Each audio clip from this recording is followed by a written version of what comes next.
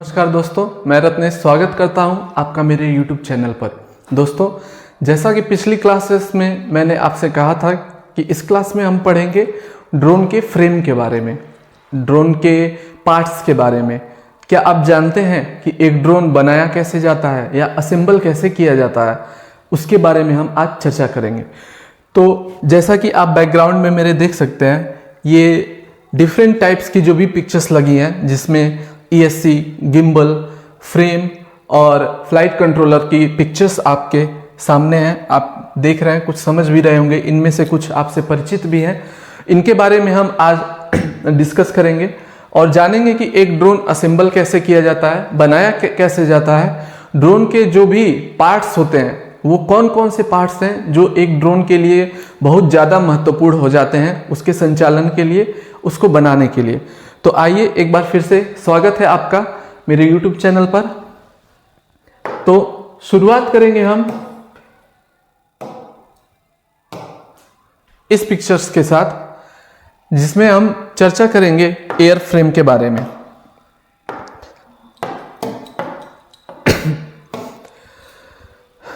यहां हम देख सकते हैं कुछ फ्रेम की तस्वीरें हैं और कुछ मटेरियल्स की तस्वीरें हैं। इनमें क्या खास बात है उसके बारे में हम चर्चा करेंगे। तो यहां पर हम देख सकते हैं जो भी फ्रेम रखे हुए हैं यहाँ पर, ये फ्रेम क्या है, किस लिए यूज किए जाते हैं और इनका निर्माण किस तरह के मटेरियल से किया जाता है, इसके बारे में हम देखते हैं। तो फ्रेम की जब हम बात करेंगे, किसी भी एयर फ्रेम की, ड्रोन की या हवाई जहाज की, किसी भी चीज की, क्योंकि जो ड्रोन होता है वो बेसिकली एक बड़े जहाज का छोटा स्वरूप होता है, तो उसमें जो है विभिन्न मटेरियल्स या पार्ट्स जो भी असेंबल किए जाते हैं, जिनके माध्यम से हम जानकारी प्राप्त करते हैं, क्योंकि केवल एक हिस्से से पूरा संचालन नहीं हो सकता है। तो वहाँ जो फ्रेम है इसका, ये एक बहुत महत्वपूर्ण भूमिका निभाता है। इसमें खासियत क्या होती है इसकी, ये किस मटेरियल का बनता है, उसके बारे में जानते हैं। तो यहां पर हम देख सकते हैं कुछ PP टाइप्स के मटेरियल्स की पिक्चर है। पॉलीप्रोपिलीन, यहाँ पर कंपोजिट फाइबर और प्लास्टिक्स मटेरियल की जो भी बात की जाती है। तो यहाँ पर हम देख लेंगे, ये पॉलीथीन लिखा है, यहाँ पे प्लास्टिक है, ये फाइबर है। तो इनका उपयोग एक ड्रोन के फ्रेम बनाने में कैसे किया जाता है और इन्हीं का प्रयोग आजकल बढ़ावा क्यों दिया जा रहा है, उसकी खासियत ये है कि जो भी कंपोजिट मटेरियल्स होते हैं या फिर फाइबर मटेरियल्स होते हैं, प्लास्टिक मटेरियल्स होते हैं, हम ये बहुत भली भांति जानते हैं कि इनका वजन जो है वो बहुत ही हल्का होता है, वजन में हल्के होते हैं। और ड्रोन के लिए हमें बहुत भारी मटेरियल की जरूरत नहीं होती है, जैसे कि एल्यूमिनियम, लोहा, स्टील, इनका प्रयोग इंडिया में बहुत ज़्यादा किया जाता है। लेकिन ड्रोन के मामले में जब हम देखेंगे तो हम मेटल के प्रयोग से बचेंगे, क्योंकि मेटल भारी होता है और महंगा भी होता है। मैंने पहले आपको बताया था कि किसी भी वस्तु का निर्माण और उसका जो कॉस्ट है वो इस बात पे डिपेंड करता है कि वो किस मटेरियल का बना है। अगर वो मेटल का बना है तो महंगा होगा, अगर कंपोजिट, फाइबर या प्लास्टिक का बना है तो सस्ता होगा। तो ड्रोन के दाम जो है वो इसी बात पे डिपेंड करते हैं। और ये मटेरियल्स जो होते हैं, इनका यूज क्यों किया जाता है, तो उसकी यूज को हम देखेंगे यहाँ पे सीधे। पहले मटेरियल्स के नाम को देखते हैं, इनमें कौन कौन से मटेरियल्स है जो यूज किए जाते हैं। तो पहला प्लास्टिक, ये आजकल लगभग हर सामान में इस्तेमाल किया जाता है। हर तरह के खिलौने या फिर कह सकते हैं टेबल, कुर्सी, सब इससे बनती है। ये सस्ता भी होता है और टिकाऊ भी होता है, इसलिए इसका इस्तेमाल किया जाता है। सेम रीजन ड्रोन के लिए भी है इसमें। दूसरा होता है कंपोजिट मटेरियल। अब कंपोजिट मटेरियल क्या होता है, जो भी विभिन्न तरीके के, जैसे अगर हम मेटल की बात करें तो एलॉय को अगर हम देखें तो एलॉय एक तरह से जो मिश्र धातु होती है, वो 2 धातुओं या 3 धातुओं का मिश्रण होता है। उसका फायदा ये होता है कि जब भी हम एक एलॉय का निर्माण करते हैं, 2-3 धातुओं को मिक्स करके बनाते हैं, तो जो एक नई धातु का निर्माण होता है उसमें उन सभी धातुओं के गुण होते हैं। और उसका फायदा ये होता है कि उसकी ड्यूरेबिलिटी और फ्लेक्सिबिलिटी कह सकते हैं कि ज़्यादा होती है। ड्यूरेबिलिटी, फ्लेक्सिबिलिटी और कह सकते हैं कि उसका वेट, ये इस बात पे डिपेंड करता है कि हमारा ड्रोन कितना मजबूत होगा और कितना टिकाऊ होगा। तो कंपोजिट मटेरियल्स इस मामले में बेस्ट एग्जांपल्स होते हैं इसके। एक प्लास्टिक कंपोजिट, दूसरा अगर हम कहें तो एलॉय हम कह सकते हैं, क्योंकि एलॉय जो है ये आजकल बहुत कार्यों में इस्तेमाल हो रहा है। जैसे कि हम ब्रिज देख सकते हैं, जो पुल बनाए जाते हैं, और विभिन्न प्रकार के जो भी आजकल काम किए जाते हैं उनमें मशीनें जो बनाई जाती हैं उनमें भी इनका इस्तेमाल होता है। तो इन चीज़ों से हम कह सकते हैं कि ड्रोन का फ्रेम बनता है। खास करके फाइबर, एक और हम लिखेंगे यहाँ पे फाइबर। फाइबर मटेरियल आजकल बहुत ज़्यादा इस्तेमाल में है। और एक विशेष बात हम देखेंगे कि इंडिया में जितनी भी कंपनियां हैं जो ड्रोन मैन्युफैक्चर कर रही हैं, और चाइना या फिर इजराइल के जो भी ड्रोन हैं, उनमें उनके दाम में और उनके मजबूती में, उनकी टेक्नोलॉजी में एक तरह से हम जमीन आसमान का अंतर देखते हैं। क्योंकि चाइना मटेरियल के मामले में उसने काफ़ी रिसर्च की है, और वहाँ पे जैसे कंपोजिट मटेरियल्स हैं, इंडिया में कंपोजिट मटेरियल्स कह सकते हैं अभी इनमें बहुत ज़्यादा रिसर्च नहीं है। अगर है भी तो पब्लिक यूज़ में बहुत ज़्यादा नहीं है, इसलिए मैं कह रहा हूँ कि इसमें ज़्यादा रिसर्च नहीं है। लेकिन अगर हम चाइना की बात करें तो वहाँ थर्मोसेट्स, थर्मोप्लास्ट या फिर प्रोपिलीन हो गया, प्लास्टिक हो गया। प्लास्टिक में भी अभी मोनोमर्स आते हैं, पॉलीमर्स आते हैं। पॉलीमर्स में भी कितने प्रकार के पॉलीमर्स होते हैं, उनमें बहुत लंबी रिसर्च है। और चाइना उन मटेरियल्स से जो है वो ड्रोन का स्ट्रक्चर, फ्रेम और उनके जो बाकी पार्ट्स है उनको बनाता है। इंडिया में अभी वो निर्माण नहीं है। हालांकि हम मैन्युफैक्चरिंग की बात करें तो इंडिया में ऐसी बहुत कम कंपनियां हैं जो ड्रोन की पूरी मैन्युफैक्चरिंग करती हैं। चाइना और इजराइल इस मामले में बहुत आगे है। फिलहाल हम अपने टॉपिक पे आते हैं, तो यहाँ देखेंगे कि ये प्लास्टिक, कंपोजिट्स, एलॉय और फाइबर से इनका इस्तेमाल किया जाता है। यहाँ पर हम इनका यूज की बात करें अगर, तो यूज में सबके यूज में यही आएगा, ड्यूरेबिलिटी, फ्लेक्सिबिलिटी, वेट, कॉस्ट, यानी इनका दाम। क्योंकि ये मटेरियल सस्ते होते हैं, हल्के होते हैं, टिकाऊ होते हैं, सस्ते होते हैं, क्योंकि ये किसी मेटल के, बहुत महंगी धातु के नहीं बनाए जाते हैं, इसलिए इनका जो है कॉस्ट कम आता है। इनकी लाइफ स्पैन जो है, यानी इनका टिकाऊ होना, ये इस बात पे डिपेंड करता है कि ये किस मटेरियल के है, तो ये काफ़ी ज़्यादा सालों तक चलते हैं। फिर एक हम कहें तो life span, durability, flexibility, weight, cost हो गया, और स्ट्रेंथ यानी मजबूती। इनकी मजबूती बहुत ज़्यादा होती है, इसलिए ड्रोन में इनका इस्तेमाल किया जाता है। क्योंकि हमारा ड्रोन जब हम उसे उड़ाते हैं तो कई बार ऐसा होता है कि वो बिल्डिंग्स या फिर पेड़ या कभी कभी डिसबैलेंस की वजह से वो धरती पे भी गिर जाता है, तो उसके टूटने का और उसके पार्ट्स को नुकसान होने का खतरा होता है। जिस वजह से अगर हम इन मटेरियल्स के बनाते हैं तो वो नुकसान काफ़ी हद तक कम होता है। अब हम देखेंगे टाइप्स ऑफ फ्रेम्स के बारे में, यानी फ्रेम कितने प्रकार से के होते हैं और इनका यूज किस तरह से किया जाता है। टाइप्स ऑफ फ्रेम में मैंने पहले बताया अभी कि किन मटेरियल्स के बनाए जाते हैं। अब हम देखेंगे कि ये कितने प्रकार के बनाए जाते हैं। एक यहाँ हम देख सकते हैं, ये हेलीकॉप्टर के आकार का जो भी ड्रोन कह सकते हैं यहाँ पर है। दूसरा, इसमें 3 पंखे वाले हैं। 3 पंखे वाले जो भी होते हैं उन्हें हम ट्राइकॉप्टर कहते हैं। ये 4 पंखे वाले को क्वाडकॉप्टर,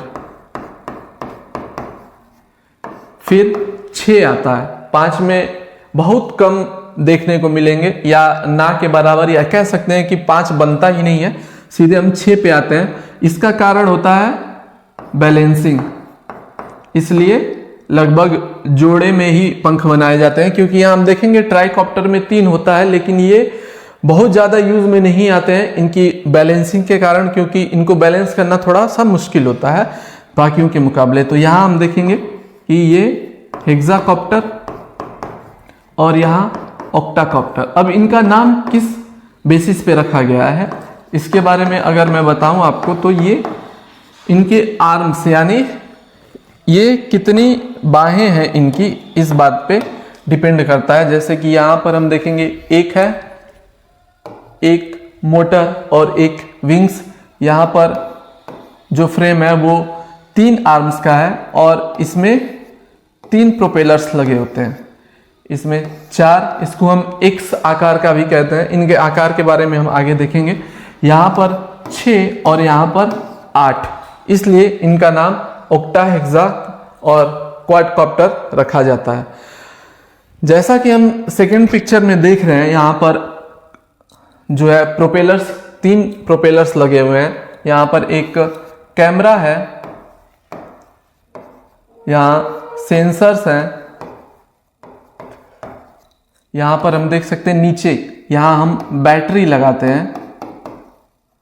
इसी में जो कैमरा फिक्स होता है उसको हम फिक्स करने के लिए जिस वस्तु का इस्तेमाल करते हैं या जिस प्लास्टिक मटेरियल का इस्तेमाल करते हैं जिससे कि जब ड्रोन उड़े तो कैमरा डिसबैलेंस ना हो, उसे हम गिम्बल कहते हैं। तो ये कैमरा जहां फिक्स किया जाता है वहां यूज होता है।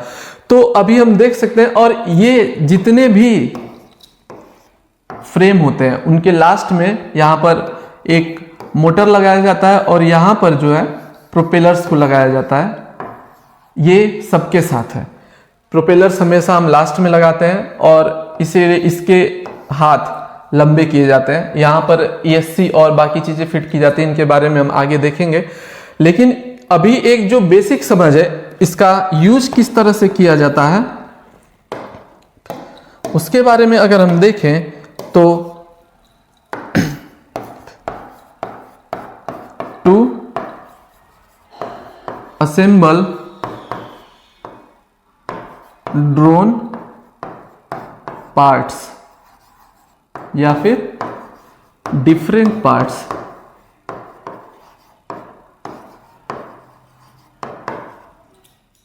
इनका प्रयोग हम करते हैं ड्रोन के विभिन्न हिस्सों को स्थापित करने के लिए।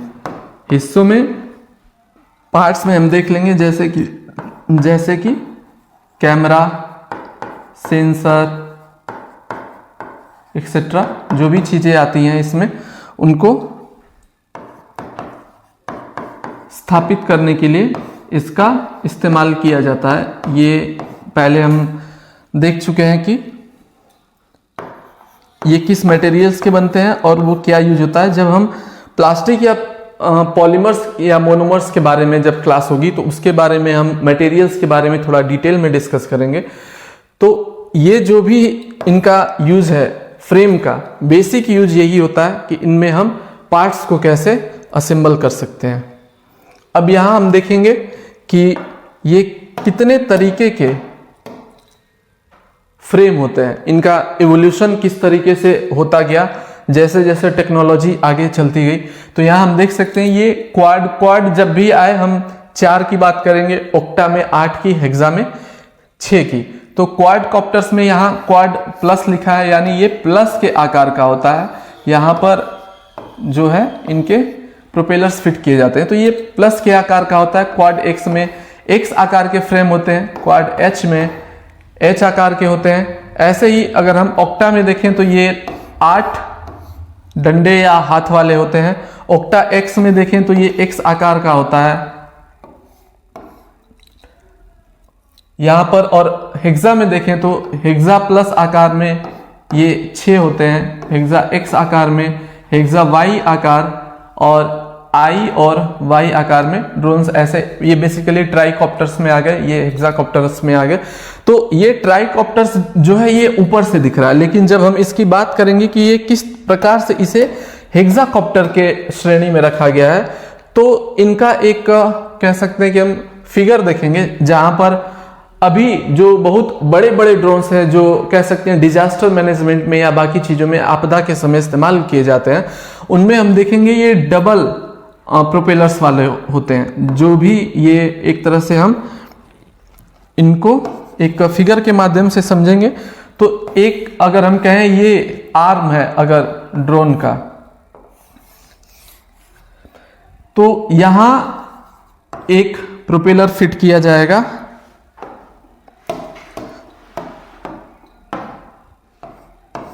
और इसके ठीक नीचे एक और फिट होता है। इस प्रकार से दो यहां होते हैं, दो यहां, दो यहां, यानी कि यहां पे 2, 4 और 6। इस प्रकार से ये हेक्सा 6 होता है।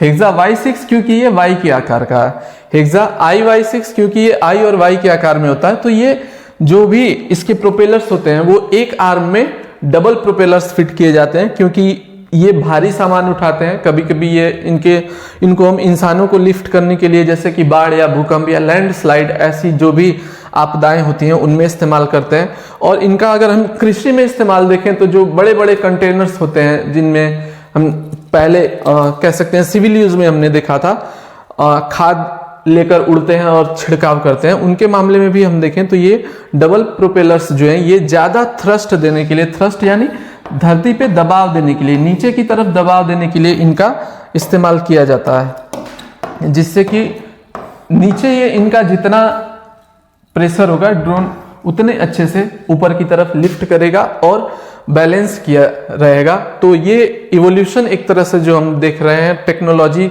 और समय के साथ साथ जो ड्रोन के विकास में आया है। तो आगे देखेंगे हम प्रोपल्सन सिस्टम के बारे में, यानी प्रोपल्सन यानी पावर सिस्टम के बारे में। यहां पर हम देख सकते हैं ये 3 पिक्चर्स मोटर की है। यहां पे प्रोपेलर्स हैं इसके, यहां पर हम देख सकते हैं ये विंग्स इसे हम बोल सकते हैं क्योंकि ये प्रोपेलर्स के हिसाब से काफी बड़े होते हैं। और यहां पे एक टोटल कह सकते हैं असेंबल्ड मोटर और प्रोपेलर्स हैं।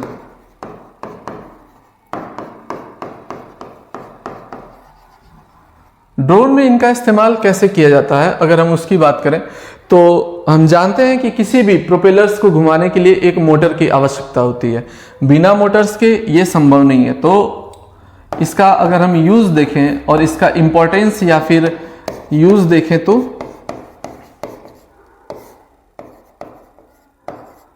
यूज ही लिखते हैं यहाँ पे।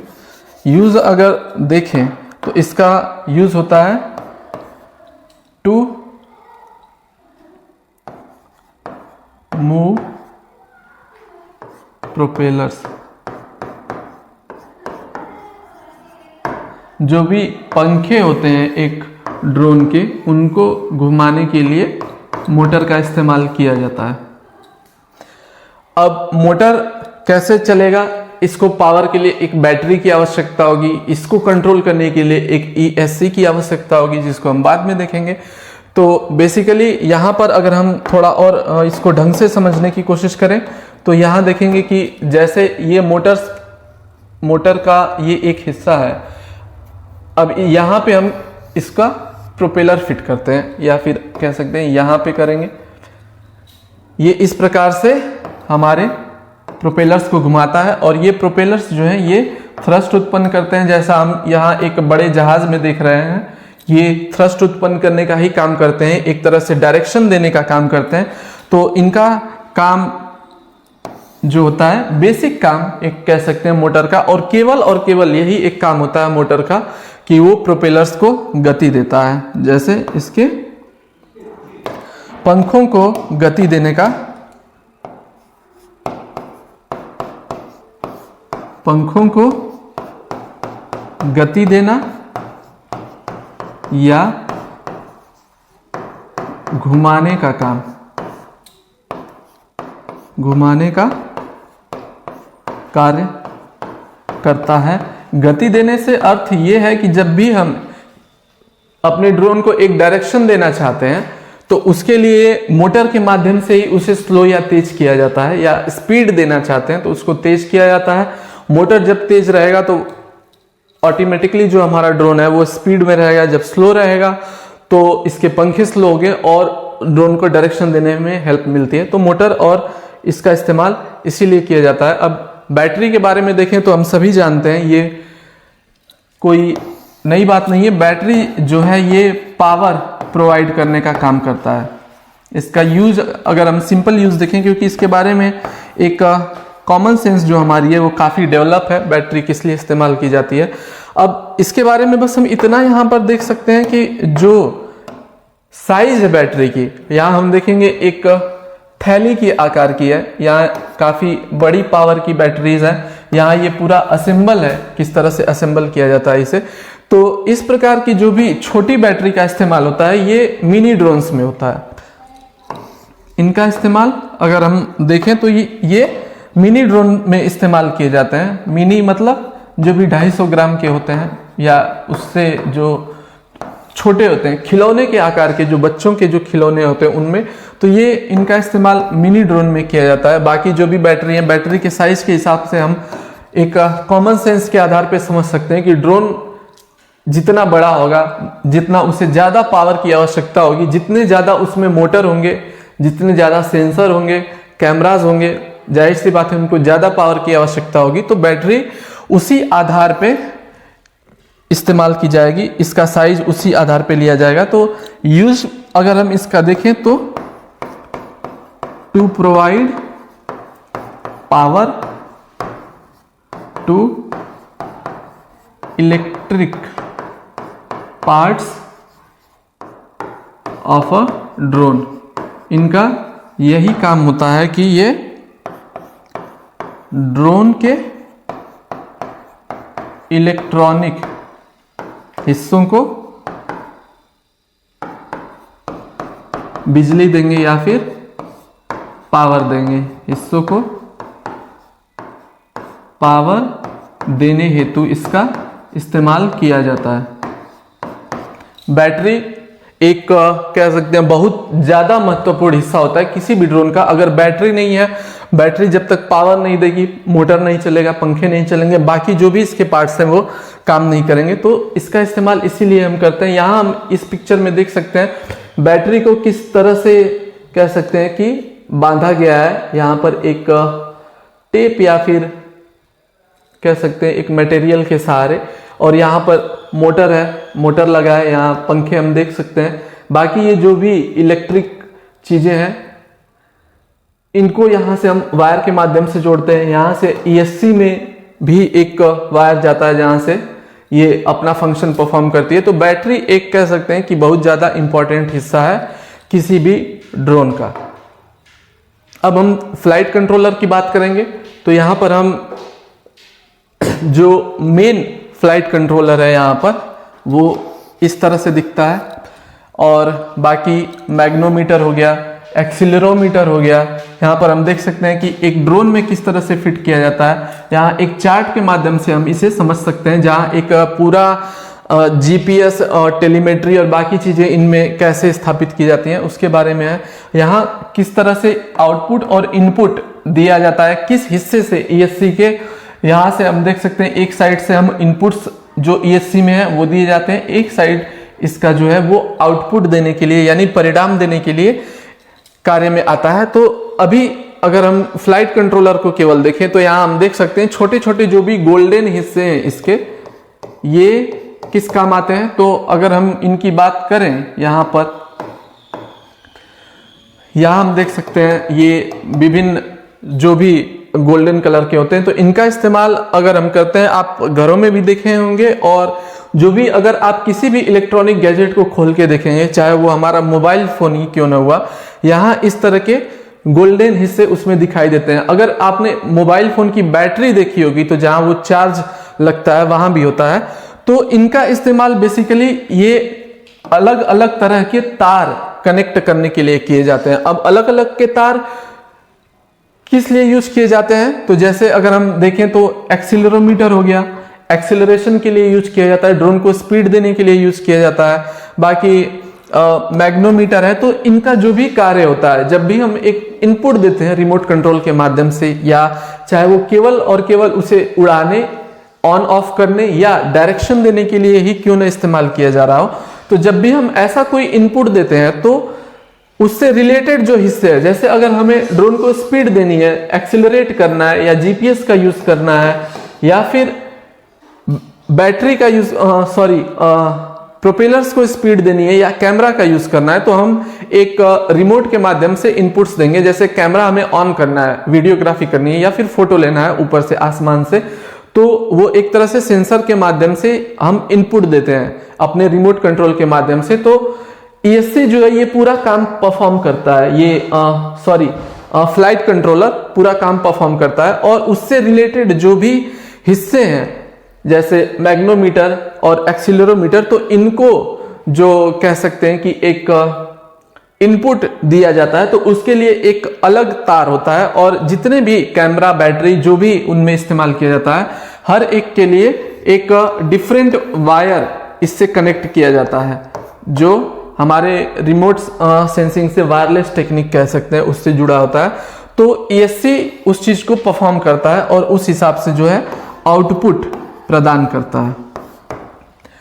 अगर हम फ्लाइट कंट्रोलर के माध्यम से फ्लाइट कंट्रोलर के जो यूज है, अगर हम उसके बारे में देखें तो इसका सबसे बड़ा अगर हम इस्तेमाल देखें तो इसको ड्रोन का दिमाग कहा जाता है। जो ये है इसको हम कह सकते हैं ब्रेन ऑफ ड्रोन। एक ड्रोन का दिमाग कहते हैं क्योंकि जितनी भी एक्टिविटीज होती हैं उनको यहीं से कंट्रोल किया जाता है, फ्लाइट कंट्रोलर से कंट्रोल किया जाता है। और इसका इस्तेमाल टू कंट्रोल या फिर टू परफॉर्म डिफरेंट टास्क, जो भी कार्य होते हैं उनको परफॉर्म करने के लिए इसका इस्तेमाल किया जाता है। यानी कि विभिन्न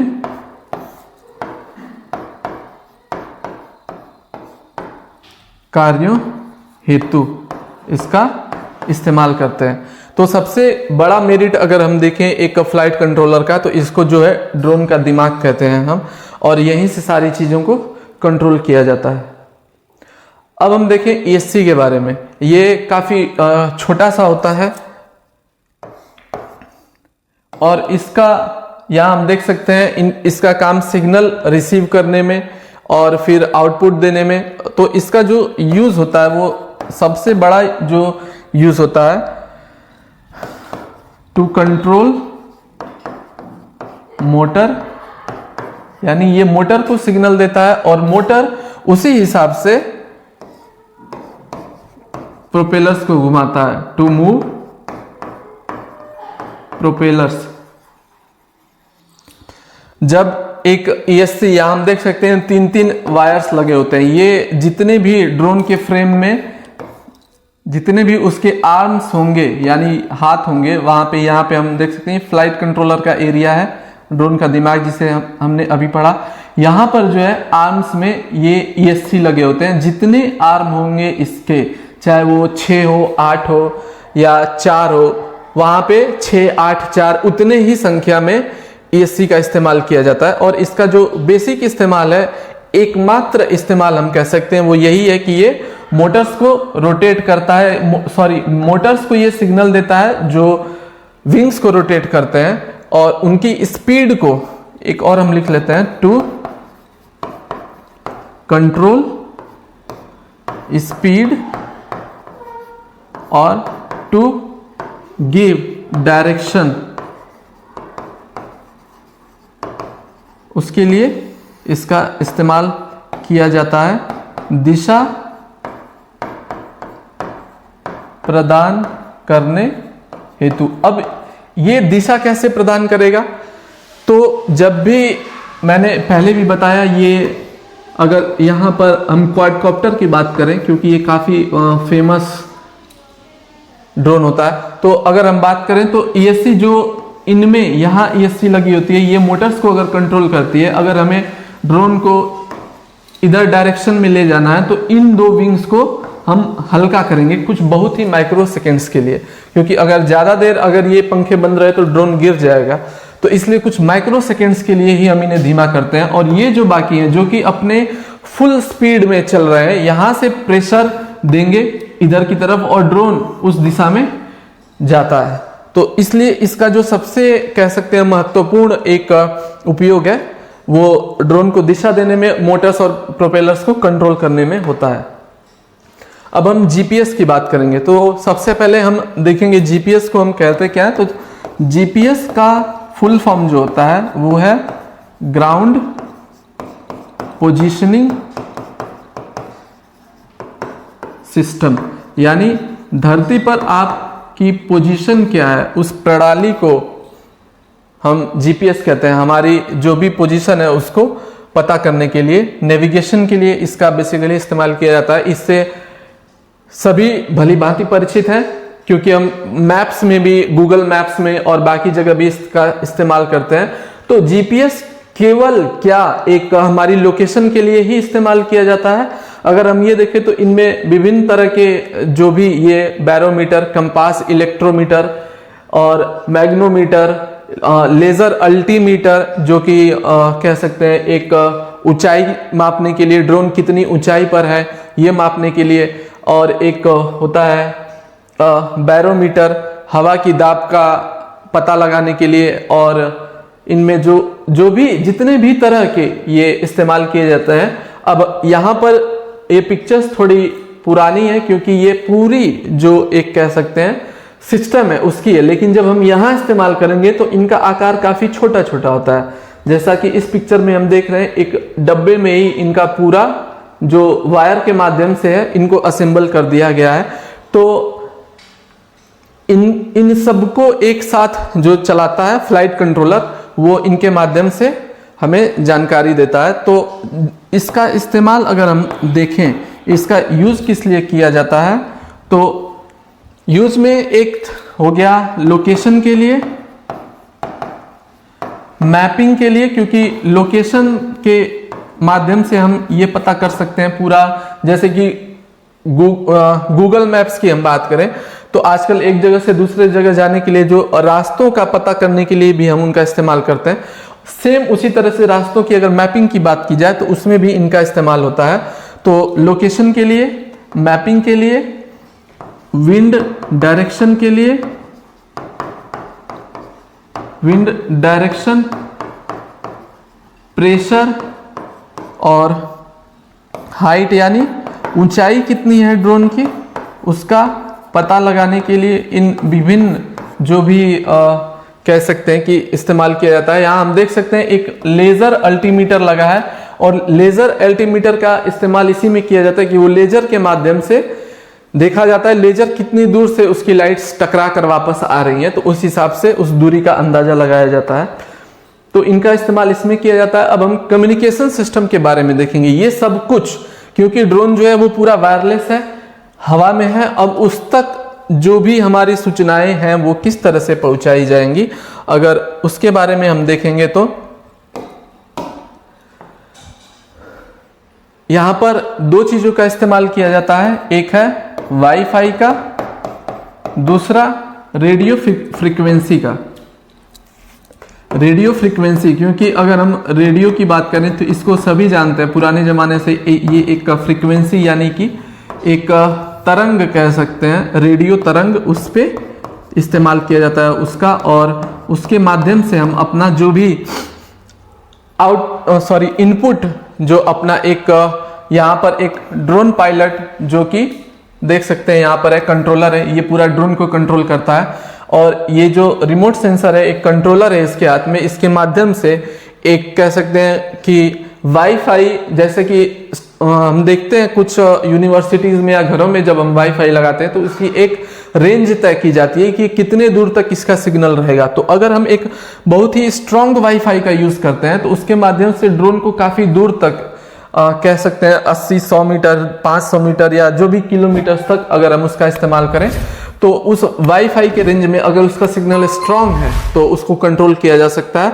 दूसरा, रेडियो तरंग जो भी है रेडियो फ्रीक्वेंसी के आधार पर जो भी हम सिग्नल देते हैं रिमोट कंट्रोल के माध्यम से अपने ड्रोन को, उसके आधार पर ड्रोन को कंट्रोल किया जाता है। और अपने जो भी हम इनपुट्स देते हैं, चाहे वो फिर ये कैमरे के माध्यम से वीडियोग्राफी, फोटोग्राफी, इस तरह की चीजें जो भी हैं उनको, चाहे वो डिटेक्शन हो या फिर ट्रैकिंग हो। कई बार हम देख सकते हैं कि कुछ जो भी, अगर कोई व्यक्ति जा रहा है, अगर उसे हमें ट्रैक करना है तो यहाँ पर हम एक सिंपल सा ड्रोन उड़ा करके उसको आसानी से ट्रैक कर सकते हैं कि ये व्यक्ति कहाँ तक जा रहा है, किधर जा रहा है। उसके लिए हमें रेडियो फ्रीक्वेंसी का इस्तेमाल करना पड़ता है। तो इनका इस्तेमाल, ये कैमरा का यूज हम कई बार पढ़ चुके हैं और इसे हम जानते हैं कि इसका इस्तेमाल केवल अगर हम डायरेक्ट रूप से देखें तो इसका जो इस्तेमाल है ये वीडियोग्राफी में एक क्विक रिवीजन के तौर पे देख सकते हैं, और फोटोग्राफी में, दूसरा मैपिंग में, और सर्विलांस में जो मिलिट्री में और बाकी चीज़ों में इस्तेमाल किया जाता है। तो इनका इस्तेमाल उसी तौर पे किया जाता है। कैमरा का ये नीचे, जैसा कि हम ड्रोन के पिक्चर्स में देखते हैं, उसमें फिट किया जाता है। और यहाँ पे ये एक इसका बहुत महत्वपूर्ण पार्ट होता है, गिम्बल इसे हम बोलते हैं। ये अगर आजकल हम देखें जो रील्स बनाते हैं यहाँ पर, या फिर स्टिक होती है, सेल्फी स्टिक होती है, उसमें ये लगा होता है जिसमें मोबाइल फिट करते हैं। तो वो एक तरह से हमारे कैमरे या फोन को स्टेबल रखता है उसमें वीडियोग्राफी और फोटोग्राफी के लिए। तो ये भी एक महत्वपूर्ण हिस्सा। अब हम सेंसर्स की बात करेंगे। ये एक कह सकते हैं बहुत ज़्यादा महत्वपूर्ण हिस्सा होता है ड्रोन का। तो यहाँ हम देख सकते हैं ये कैमरे लगे होते हैं। यहाँ इसको मैंने कहा कि गिम्बल है। ये पूरा स्ट्रक्चर है जिसमें विभिन्न प्रकार के हमारे मटेरियल्स रखे जाते हैं। ये अगर इनकी हम बात करें तो ये सेंसर्स है। ये यहाँ पिक्चर्स में बहुत बड़े दिख रहे हैं, लेकिन जब हम इनका ड्रोन में इस्तेमाल करेंगे तो ये इस प्रकार से होंगे। ये गोले के आकार के, बहुत छोटे छोटे बटन के आकार के ये होते हैं। और इनका इस्तेमाल, क्योंकि ड्रोन एक मिनी ड्रोन है, बड़ा ड्रोन है, जिस हिसाब से ड्रोन होता है उस हिसाब से हम सेंसर्स का इस्तेमाल करते हैं। तो इनका जो यूज हम देखेंगे तो टू फीड इंफॉर्मेशन, इनका जो भी इस्तेमाल होता है वो जानकारी देने के लिए इस्तेमाल किया जाता है। क्योंकि अगर हम देखें ये लडार, LADAR, लडार जो सेंसर्स होते हैं ये एक तरह से लेजर सेंसर होते हैं। लेजर रेज का इस्तेमाल करके ये बताते हैं। ये सेंसर्स जो होते हैं इनको हम एक तरह से देख सकते हैं कि ये एक पानी की टंकी जो इस्तेमाल होता है, जब भी वो टंकी भरती है पानी से या फिर खाली होती है तो इसका इस्तेमाल किया जाता है। ड्रोन में भी इसी साइज के जो है वो इस्तेमाल किए जाते हैं। ये सेंसर्स कई जगह इस्तेमाल किए जाते हैं। इसीलिए ये जो पिक्चर्स है इनमें जो भी तरह के कह सकते हैं 6 या 8 तरह के जो भी सेंसर्स है, इनको हम डिटेल में जब पढ़ेंगे तो आगे किसी क्लास में देखेंगे। यहाँ हम देख सकते हैं एक ड्रोन में जो भी एक्सीलरोमीटर है, करंट सेंसर्स है, ये कहाँ यूज किए जाते हैं। टिल्ट सेंसर, यानी ड्रोन को हमें कितना झुकाना है, कितना किस डायरेक्शन में लेके जाना है, उसके लिए इस सेंसर का इस्तेमाल किया जाता है। मेजरमेंट यूनिट के लिए, इसके माप के लिए यहाँ मैग्नेटिक सेंसर्स होते हैं। ड्रोन की जो भी कह सकते हैं इनपुट या आउटपुट देने के लिए, इंजन किस स्पीड से चलेगा उसके लिए। तो इनका बेसिक जो इस्तेमाल हम कह सकते हैं वो इंफॉर्मेशन देने के लिए, सेंस करने के लिए। सेंसर जैसे कि हम जानते हैं उनका इस्तेमाल उसी के लिए किया जाता है। अब आगे हम देखेंगे तो यूज ऑफ कैमरा, ये हम पहले देख चुके हैं। ये डिलीवरी में इस्तेमाल होता है, फिर सर्विलांस में इस्तेमाल होता है, फोटो में इस्तेमाल होता है, फोटोग्राफी में, वीडियो में, बाकी जो भी यहाँ पिक्चर्स लगी हुई हैं तो इनका जो है वो डिजास्टर में इनका हम कह सकते हैं कि इस्तेमाल होता है। फिर कृषि में यानी एग्रीकल्चर में इनके इस्तेमाल को हमने बहुत डिटेल से देखा है। अब जो अगर हम कहें तो ड्रोन के पार्ट्स जो भी आज हमने देखे, चाहे वो बैटरी हो, ESC हो, फ्लाइट कंट्रोलर हो, सेंसर हो, या ड्रोन का फ्रेम हो, उसके बारे में आज हमने जाना। तो अब अगली क्लास में इस क्लास को हम यहीं समाप्त करेंगे और अगली क्लास जो है वो हम इस बारे में जानेंगे कि ड्रोन को किन क्षेत्रों में हम उड़ा सकते हैं, किन क्षेत्रों में उड़ाने के लिए, किन्हीं क्षेत्रों में जो भी हम इनको उड़ाते हैं आसमान में, उसके लिए क्या क्या कह सकते हैं कि परमिशंस लगती हैं, क्योंकि ड्रोन के लिए एक परमिशन की हमें आवश्यकता होती है। कहीं भी हम ड्रोन को नहीं उड़ा सकते हैं। एक जो खिलौने के आकार के ड्रोन होते हैं वही अलाउ होते हैं। बड़े बड़े ड्रोन जो है वो किन क्षेत्रों में उड़ाए जाते हैं, किन क्षेत्रों में नहीं उड़ाए जाते हैं, किस नियम और कानून के तहत हम ड्रोन बना सकते हैं, रजिस्टर कर सकते हैं और उन्हें उड़ा सकते हैं, क्या परमिशंस लगती हैं, इसके बारे में हम जानेंगे अगली क्लास में। तब तक आप अपना ख्याल रखिए और चैनल को लाइक, सब्सक्राइब और शेयर जरूर कीजिएगा और पढ़ते रहिए। नमस्कार।